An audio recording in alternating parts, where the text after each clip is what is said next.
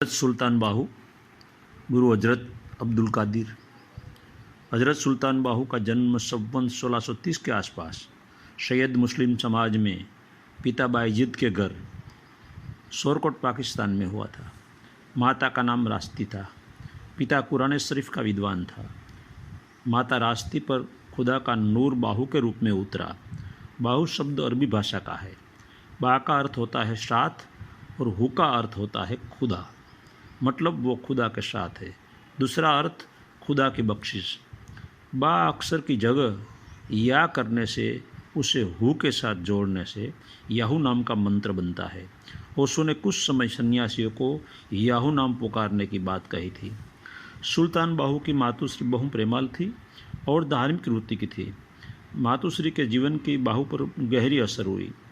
वो सदगुरु की खोज में रावी नदी के किनारे बगदाद इराक में हज़रत हबीबुल्लाह कादरी के शिष्य हो गए। बाहू की प्यास अद्भुत थी। वो देखकर हबीबुल्लाह कादरी को दया आई, क्योंकि खुद को खुदा की कोई अनुभूति नहीं थी और आदमी निखालस थे। उसने बाहू को रास्ता दिखाते हुए कहा, तुम मुझे क्षमा कीजिए, बगदाद में हज़रत अब्दुल कादिर जिलानी पहुँचे हुए फ़कीर है, आप उनके शिष्य हो जाइए। बाहू हज़रत अब्दुल कादिर जिलानी के मिले और उनके मुरीद यानी शिष्य हो गए। दीक्षा के बाद वो सोरकोट चले गए, वहाँ बंदगी की। वो जंगल में घूमते रहते और कब्रिस्तान में घंटों आँख बंद कर बैठे रहते। एक दिन खुद मिट गए और खुदा हो गए। जागृत होने के बाद अरबी फारसी भाषा में 140 किताबें लिखी। उसने पंजाबी भाषा में भी साहित्य सृजन किया। बाहू के प्रथम गुरु हबीबुल्लाह कादिरी की तारीफ करनी चाहिए। उसने बाहू को सत्य की राह दिखाई और गुरुपद से दूर होकर बाहू को सदगुरु से मुलाकात करा दी। आज देखता हूँ तो परंपरा के अनेक बनी बैठे हुए गुरुआ चेला चेली बनाते हैं। खुद को समाधि का कोई अनुभव नहीं है, आंतरिक कोई स्थिति भी नहीं है। उनके जैसे ही गुरु से स्थान मंत्र सीख लिए हैं और पांव पसार कर पूजा करवाने लग जाते हैं।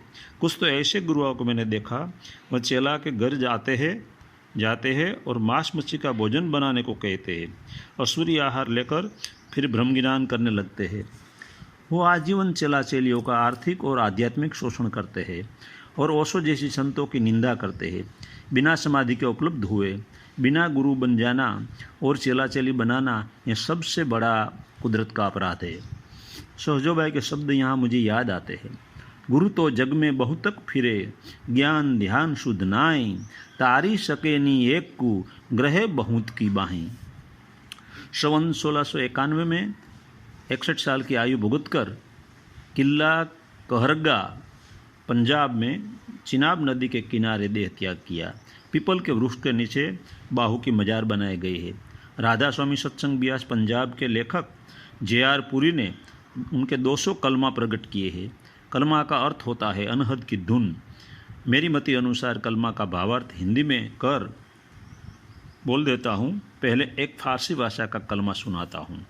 अल्लाह पढ़ो हाफिज होए, न गया हिजाबो पर्दा हूँ, पढ़ पढ़ आलिम फाजिल होयो, तालिब होयो जरदादू, लख हजार किताबा पढ़िया, जालिम नफस न मर्दाहू, बाज फ़कीरा कोई न मारे, एहो चोर अंदर दाहू। भावार्थ, अल्लाह की किताब कुरान पढ़ने से तुम विद्वान नहीं हो जाओगे। ज्ञान कर आजीविका चलाने के लिए धर्म को धन कमाने का साधन बना लेगा। वास्तव में तुझे खुदा का सच्चा ज्ञान नहीं होगा, क्योंकि तुम्हारा मन चालबाज है। वो तेरी अज्ञानता को मजबूत करेगा। शोषक मन तुम्हें सच्चे फ़कीर के पास जाने नहीं देगा। वो शैतान मन चोर रूप में तेरे अंदर है। इसको सच्चे फ़कीर के सिवा कोई मार नहीं सकता। 2. झूठे गुरु खुद कभी भी सदगुरु के शिष्य नहीं बनते। वो तुरंत गुरु बनकर चेला बनाने में लग जाते हैं। वो लोगों पर जाने उपकार कर रहे हैं, वैसा दिखावा करते हैं। वह उदार ज्ञान देकर बदले में भेंट पूजा धन का चेलाओं से शोषण करते हैं। उनको खुदा का कोई डर नहीं है। चेलाओं को वे प्रेम का दिखावा करते हैं। उनके हृदय में स्वार्थ की वृत्ति होती है। जीवन के अंतिम क्षणों में उसे शर्मिंदा होना पड़ेगा और पछतावा होगा। 4.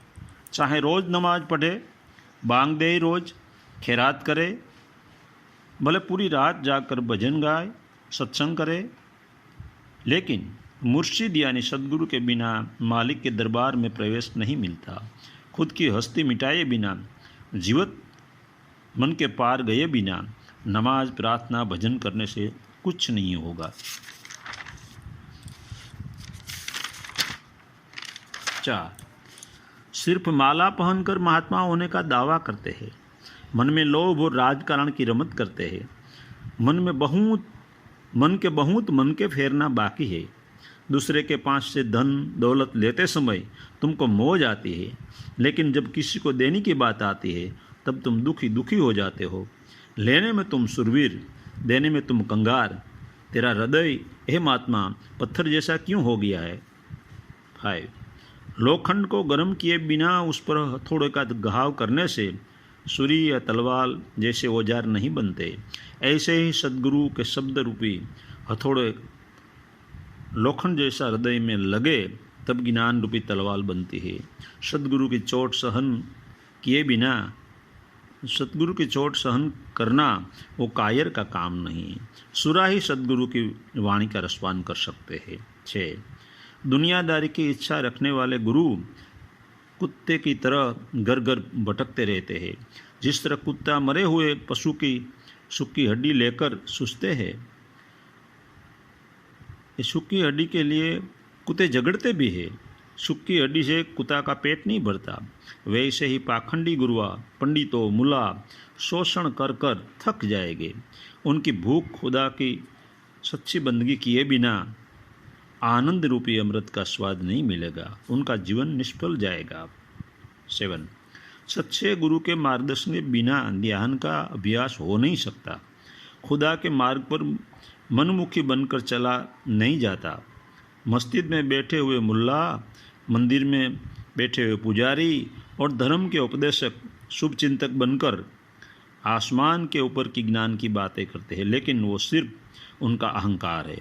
तस्बीह लेकर मस्जिद में और माला लेकर मंदिर में बैसे, लेकिन बिल्ली का ध्यान चूहे पर ही होता है। ऐसे ही धार्मिक लोगों का मन तो माया में होता है। उनका ज्ञान उपदेश सिर्फ दंभ ही है।